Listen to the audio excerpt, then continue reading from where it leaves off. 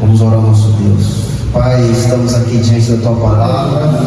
Fala conosco esta noite através da Tua Palavra. Que Teu Espírito possa abrir o nosso coração para que a gente possa entender o que o Senhor quer falar conosco esta noite. Ajuda-nos, Senhor, em nome de Jesus. Amém. 1 de Pedro, capítulo 4, versículo 1 e o 2.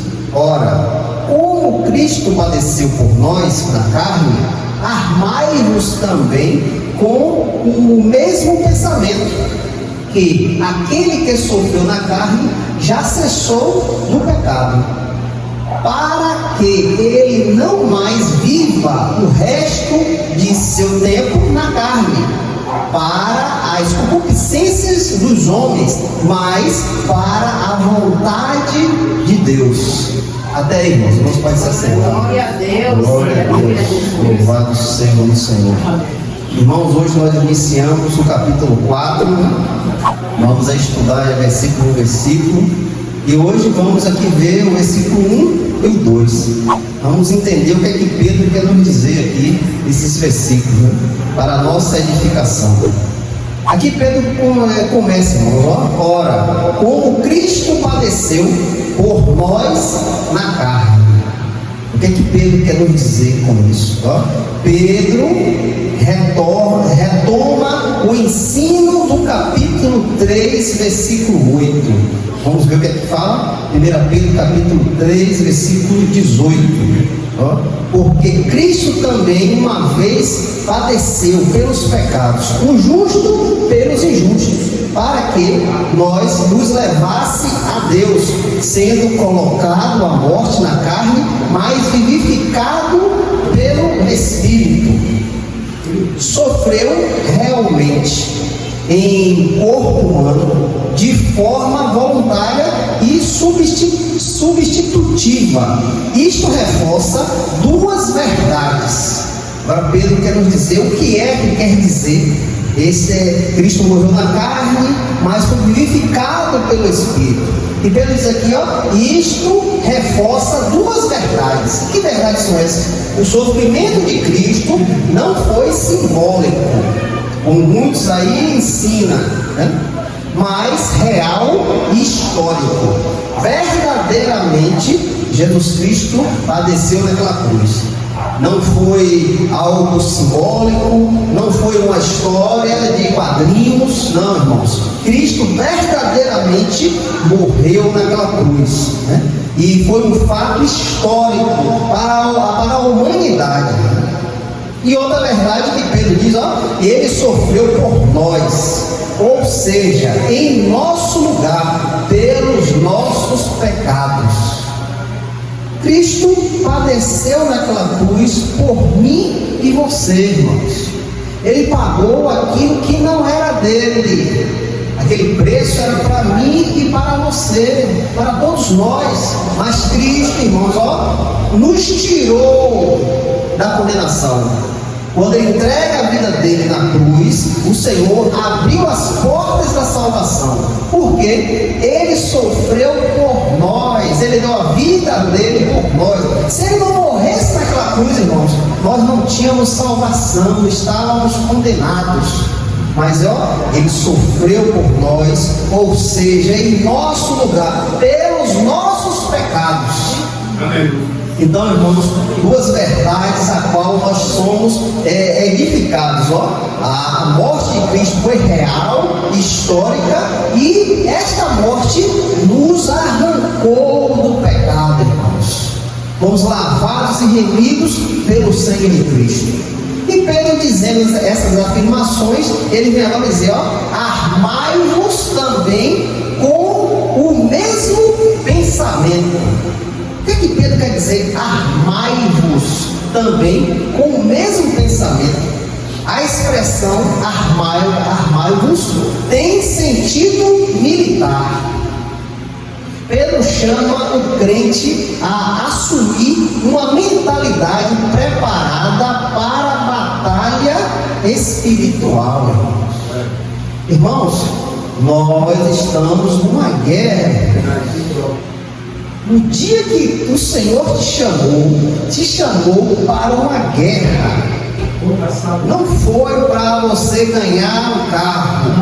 Não foi para você ter bens aqui nesta terra, ou ser feliz com riquezas. Não, irmãos.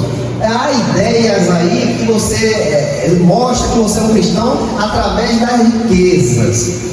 Muitas doutrinas levam a isso, né? Para te dizer, olha, Deus é com ele, porque ele tem uma vida farta, ele tem um carro, tem casa, tem muito dinheiro, Deus é com ele. Irmãos, esse ensinamento é fajuto. Esse ensinamento não presta, irmãos, porque o Senhor te chamou para uma batalha, e esta batalha é espiritual. Então Pedro diz, armai-vos também com o mesmo pensamento. Qual é o propósito do crente, irmãos? É sempre estar preparado, irmãos. O crente não pode ficar à toa, desprevenido, não. O crente tem que estar sempre preparado. Se formos com a guerra, você vai despreparado para lá? Você vai tomar um treino, um ensinamento ali para poder iniciar aquela guerra. Mas você vai entrar naquela guerra ali, atento, preparado a qualquer momento para revidar. Você não vai entrar distraído, a arma pendurada do lado. Você não vai fazer isso. Então Pedro não chama, ele não chama de dizer, armai-vos. Esteja pronto, esteja preparado. Também com o mesmo pensamento. O mesmo pensamento de Cristo. Obediência a Deus acima do conforto pessoal. O crente, irmãos, tem que obedecer a Deus acima de qualquer coisa. Ele diz, acima do conforto pessoal, acima da minha vontade, acima de tudo aquilo que eu desejo. A disposição para obedecer a Deus tem que estar acima de tudo isso, irmãos. Eu não posso colocar nada na frente da minha obediência a Deus, a minha subjeição à sua palavra. Eu não posso, porque se eu colocar algo na frente disso, eu vou estar despreparado, irmãos. Mas Pedro nos chama o quê? Armai-vos. Esteja armado, esteja pronto, esteja atento. O quê? A obediência a Deus acima do conforto pessoal, acima de qualquer coisa, de dinheiro, de comida, de vestimento. Deus tem que estar em primeiro lugar em nossas vidas, irmãos. A palavra de Deus diz, buscai primeiro o reino de Deus e a sua justiça, e aquilo que nós necessitamos, o Senhor irá acrescentar, irmãos. Mas a nossa disposição em primeiro lugar é a obediência a Deus, buscar a Deus, buscar o seu reino, a sua justiça, disposição para sofrer, se necessário, para não pecar. Outro fato que você tem que estar atento, a disposição de passar por sofrimento para não cair no pecado, irmãos. Irmãos, nós sabemos que o pecado é bom, é agradável à nossa carne, ela alimenta a nossa carne. Mas se nós vamos combater com este pecado, vamos sofrer, porque vai ser arrancado algo que nós gostamos, nós queremos, nós estamos ali correndo atrás. Então, ao fato de retirar isso, vai ter sofrimento. Você vai sofrer. Então, disposição para sofrer, se necessário, para não pecar. Então, a vontade de Deus tem que prevalecer. Porque se eu deixar minha vontade de prevalecer, eu vou cair em pecado. Eu vou alimentar o pecado. Então Pedro diz, esteja disposto para sofrer ao fato de retirar aquilo que desagrada a Deus. Aquilo que me agrada, que eu desejo, eu tenho que abandonar por causa de Deus. Então eu tenho que estar disposto a sofrer, o arrancar daquilo que eu gosto. se necessário, para não pecar. Submissão total à vontade do Pai. A nossa vida tem que estar completamente inclinada à vontade de Deus. A palavra diz: buscai primeiro o reino e a sua justiça. O que é que quer dizer isso? A nossa intenção primeiro é simples, irmãos, é as coisas de Deus. Então, quando nós colocamos o nosso direcionamento embaixo daquilo que Deus quer, submissão total à vontade de Deus, quer dizer o quê? As coisas de Deus estão em prioridade, a vontade dele está em prioridade.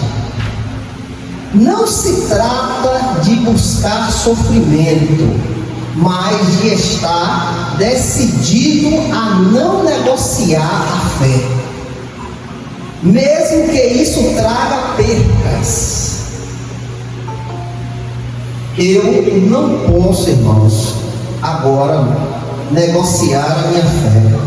Eu não posso perder a minha fé por coisas que antigamente, irmãos, agradavam o meu coração.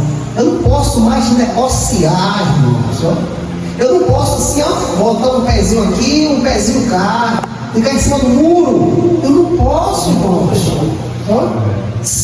Não se trata de buscar sofrimento, mas de estar decidido a não negociar a fé, mesmo que isso traga percas, mesmo que isso doa em você, mesmo que arranque algo que você queira demais. Você tem que dar prioridade à fé a Deus, irmãos. A fé ao nosso Deus, irmãos. Isso é prioridade.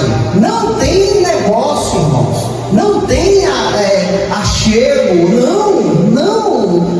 A minha fé está firme em Cristo, mesmo que para isso eu tenha que sofrer, mesmo que para isso eu tenha que deixar muitas coisas de lado, irmãos, mesmo que para isso eu tenho que desagradar a minha vontade, irmãos. Então não há negócio, irmãos, com a fé em Cristo Jesus. Não há negociata com a fé em nosso Senhor. Que aquele que sofreu na carne já cessou do pecado.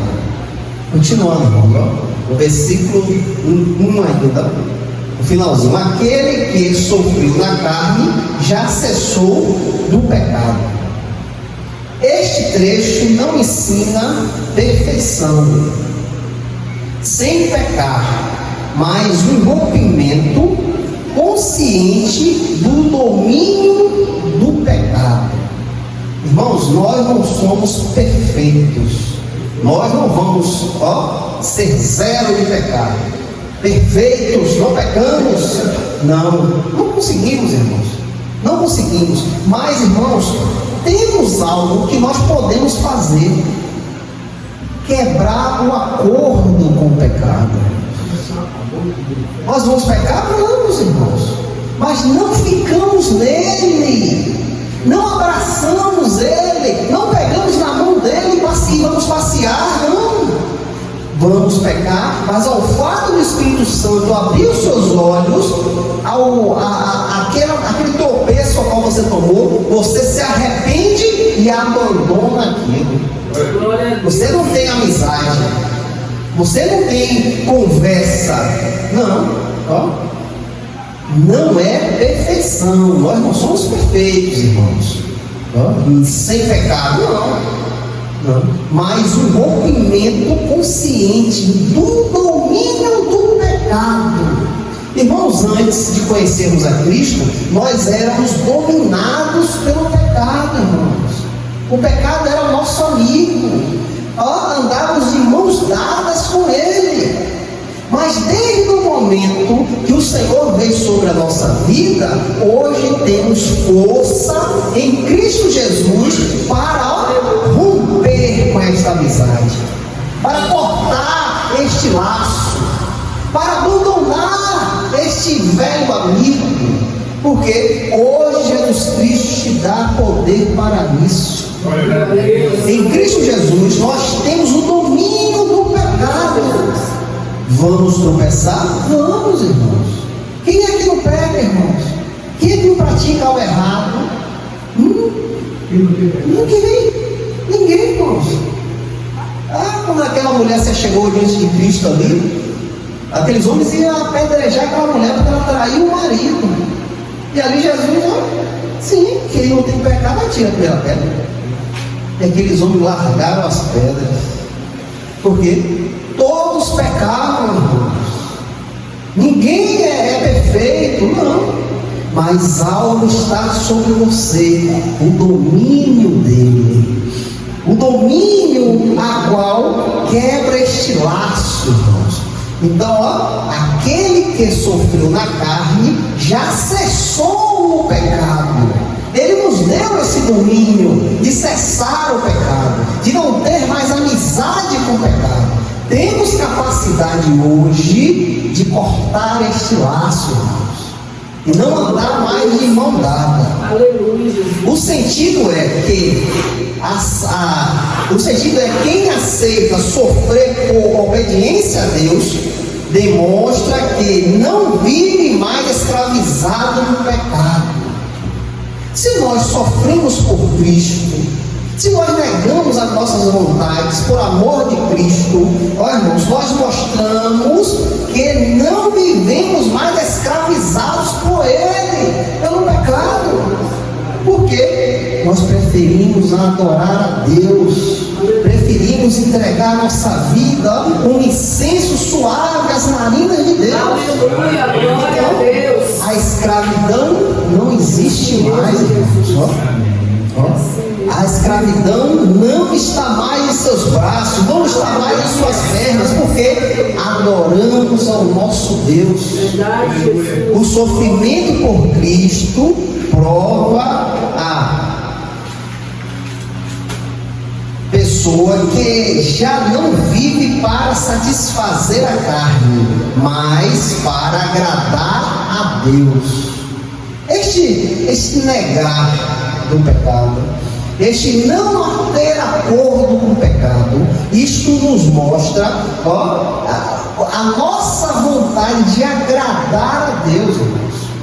Em primeiro lugar, já não vive para satisfazer a carne, não vivemos mais para satisfazer a nossa carne, mas sim para agradar ao nosso Deus. Então, quando você diz não ao pecado, você está agradando a Deus, fazendo a vontade de Deus. E hoje nós temos domínio para isso, irmãos, porque Cristo Jesus está sobre nós. Somos templo do Espírito de Deus, irmãos. Não perca isso. Não deixe isso sair da sua mente, Você é templo do Espírito de Deus. O próprio Deus habita em você, irmão. O apóstolo Paulo expressa a ideia semelhante. Como vivemos ainda no pecado, nós, os que para ele morremos. Romanos capítulo 6, versículo 2. Paulo diz, como nós vamos viver para o pecado, se para ele já morremos? Então, se você está morto para o pecado, essas influências do pecado não vão mais tocar em você. De forma alguma. Como nós que estamos mortos para o pecado, viveremos ainda nele? Você está crucificado? Você foi crucificado? Você permanece crucificado com Cristo? Então, se você permanece crucificado em Cristo, irmãos, nós não praticamos mais isso, não nos agradamos mais com o pecado, com a vontade, o desejo, não, porque estamos mortos. O que Paulo diz? Já estou crucificado com Cristo, não vivo mais eu, mas Cristo vive em mim. Glória a Deus. Paulo é claro, irmãos, já estou crucificado. Uma pessoa que já está morta para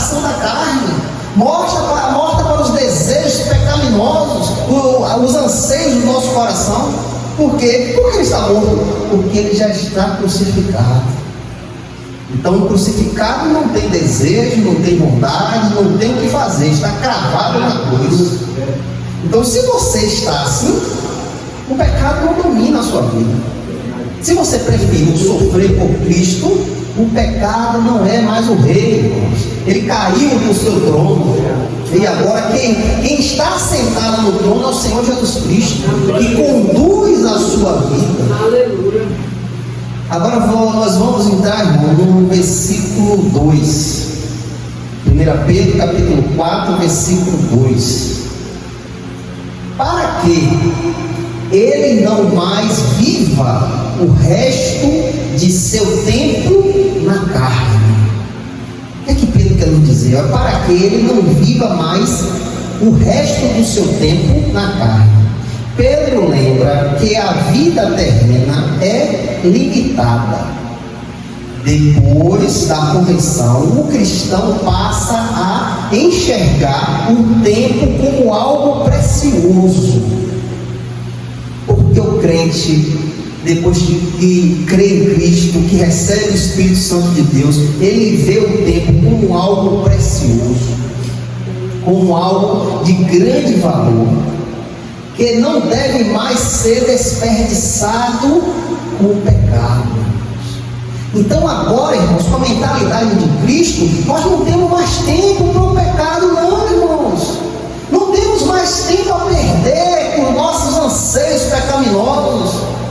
Não temos mais, irmãos, de perder oportunidades por causa do meu desejo, da minha paixão.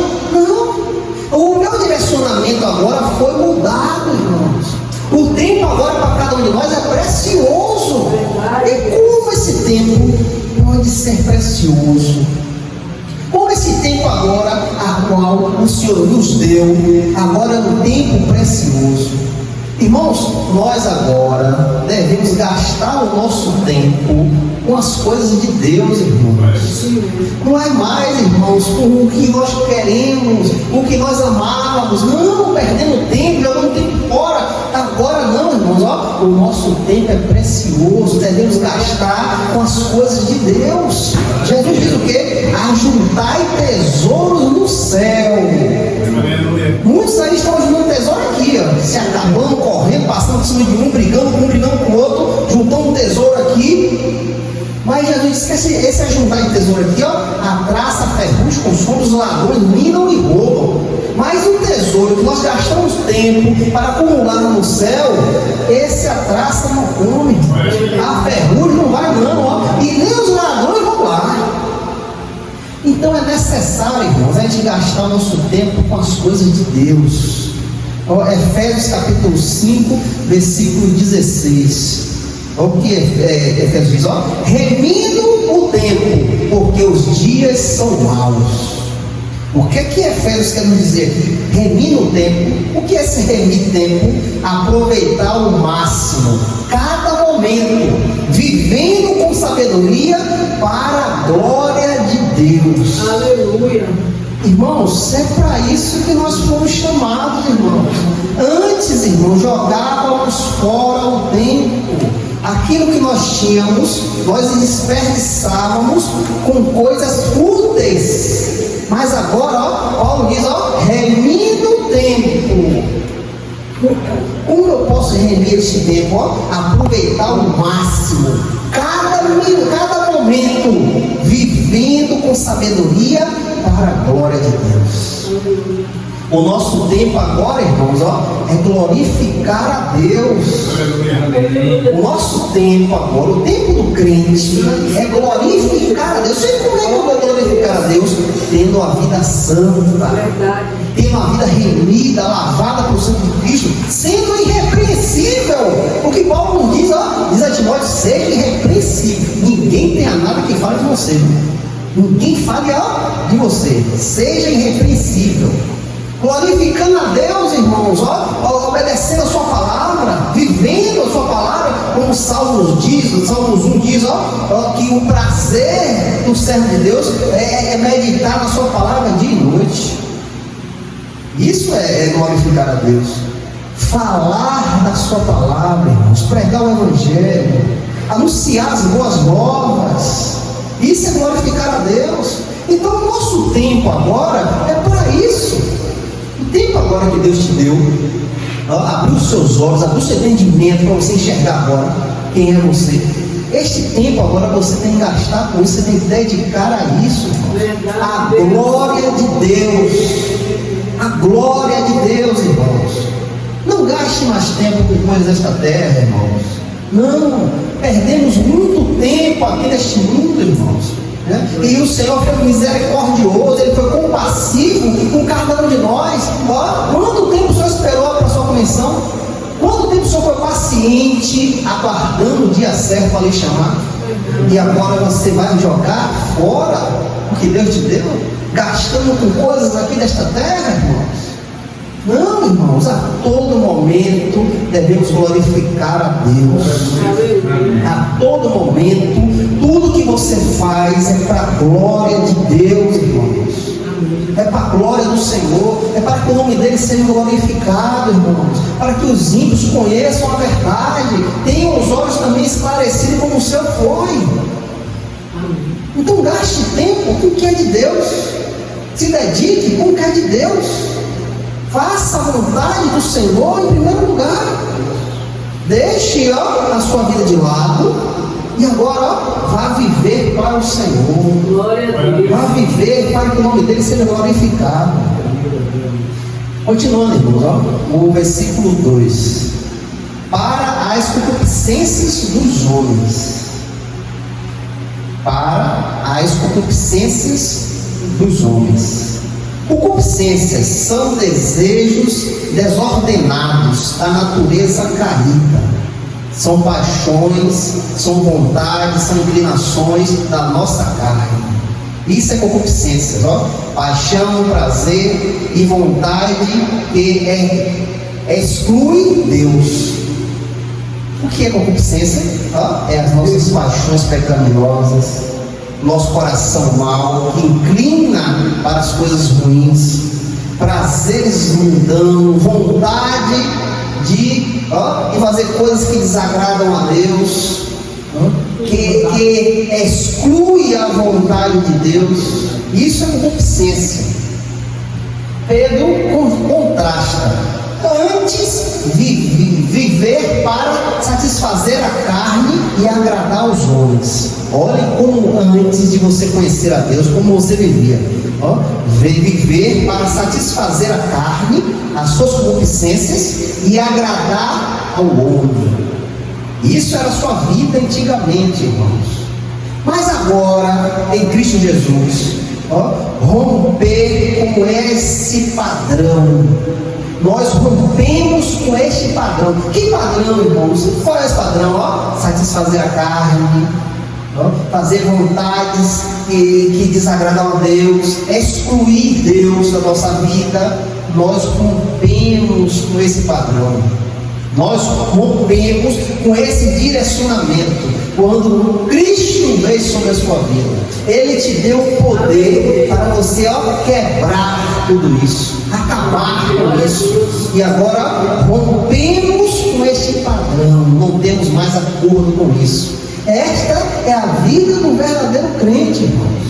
Ele não se preocupa mais com ele, mas sim com a vontade de Deus. Este é o direcionamento do crente. Hoje vivemos num tempo, irmãos, que está muito complicado. E se você ficar olhando para um para outro, você vai cair também. Porque hoje as pessoas não buscam a Deus, irmãos. Não. Pouquíssimas igrejas, irmãos, estão se dedicando ainda para a glória de Deus. Pouquíssimas. Infelizmente, é triste falar isso, mas pouquíssimas igrejas estão se dedicando para a glória de Deus.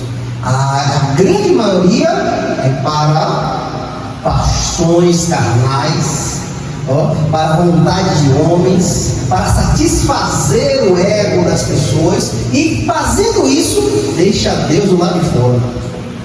O Senhor está na porta batendo e ninguém está ouvindo.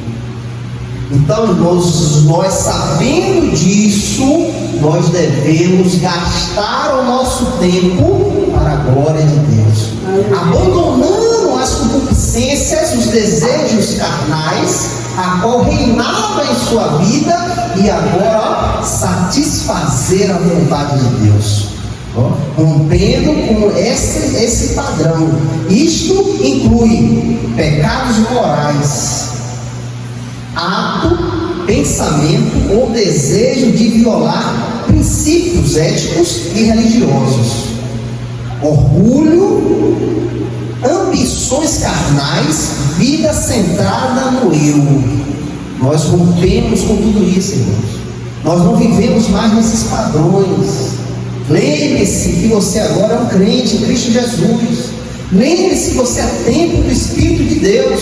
Então, essas coisas não habitam mais na nossa vida. Não pode habitar. Eles vão rodar, querendo entrar, como o apóstolo Pedro diz, rugindo como leão, rodeando, esperando uma brecha para atacar. Eles vão tentar nos pecados morais, o orgulho, ambições carnais, vida centrada no eu. Eles vão tentar, mas nós devemos estar em vigilância. Olha o que Pedro diz lá: armai-vos em um pensamento. E qual é esse pensamento? Em Jesus Cristo. Esteja armado neste pensamento em Cristo Jesus. Glória a Deus. Sabendo disso tudo, Pedro vem concluindo o versículo 2 dizendo: mas para a vontade de Deus. Olha a sua vida agora. Mas para a vontade de Deus. O finalzinho do versículo 2. Aqui está o objetivo da vida cristã. Não apenas abandonar o pecado, mas passar a viver ativamente para agradar a Deus. A vontade de Deus envolve, vamos ver o que é que a vontade de Deus envolve? Santidade. Irmãos, não tem como, irmãos, um crente se chegar a Deus se não houver santidade, irmãos. Não tem como, irmãos. Porque não é mágica, não é algum poder que pode jogar sobre você, não, irmãos. É santidade. E o que é santidade? Se afastar do que é do mal, se afastar de tudo aquilo que desagrada a Deus. Isto é você ser santo. Não é você ser melhor do que ninguém, não é você se sentir melhor do que ninguém, não, irmãos. É o fato de você se dedicar a não mais desagradar a Deus. É o fato de você querer agora fazer a vontade de Deus. E esta vontade de Deus lhe traz a santificação. Porque você agora se decide a estar fazendo a sua vontade, está fazendo a vontade de Deus, não mais a sua. Olha o que Tessalonicenses capítulo 4, versículo 3 diz, irmãos, olha. Porque esta é a vontade de Deus, a vossa santidade, que vos abstenha da fornicação. Aqui o apóstolo Paulo fala algumas coisas, mas o que nós devemos aqui observar agora é isso, porque a vontade de Deus é a vossa santidade. É vontade de Deus, irmãos, que nós viemos nos afastar de tudo aquilo que não agrada a Ele. Se você quer viver para Deus, você tem que ter uma vida de santidade. Não tem como, irmãos. Não é mágica, não é você ganhar um prêmio, não, irmãos. É você abandonar tudo aquilo que você antes gostava, deixar tudo para trás e viver para Deus. Obediência à palavra, amor, justiça e fidelidade. Essa é a nossa vida agora, irmãos. Santidade, obediência à palavra, amor, justiça e fidelidade. Deus te chamou para isso, irmãos. Deus nos chamou, cada um de nós, para isso, para se santificar diante deste mundo podre a qual nós estamos vivendo, né? É só você ver os noticiários, ver aí, abre o seu celular que você vai ver como você está vivendo. Então nós devemos viver santos neste meio, irmãos. Ser a diferença. A obediência à palavra de Deus, o nosso direcionamento é a palavra, irmãos. Não temos conselho de fulano, de perdão, de ciclo. Não! Nós vamos ouvir porque temos educação, não vamos desprezar ninguém. Mas, irmãos, quando lhe der um conselho, vá para a palavra de Deus para ver se está certo. Se o conselho está adequado à palavra de Deus. Porque o nosso direcionamento é a palavra, irmãos. Glória a Deus.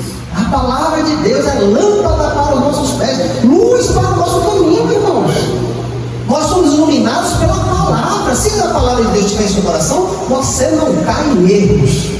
E você vai saber identificar o que é de Deus e o que não é. Então o conselho agora da nossa vida, para a nossa vida, é a palavra.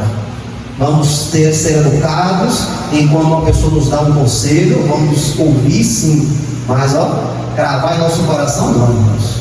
E tem muitos conselhos que tem que entrar aqui e sair por cá. É melhor você limpar logo, jogar logo fora.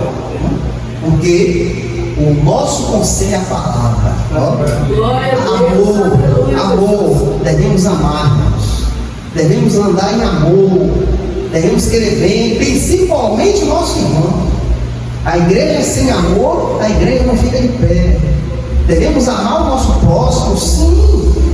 Devemos só poder ajudar, poder contribuir, sim, irmãos. Mas a nossa vida agora é amor, irmãos. Devemos esbanjar amor em nosso coração. Justiça, o que é justiça? As coisas de Deus, irmãos.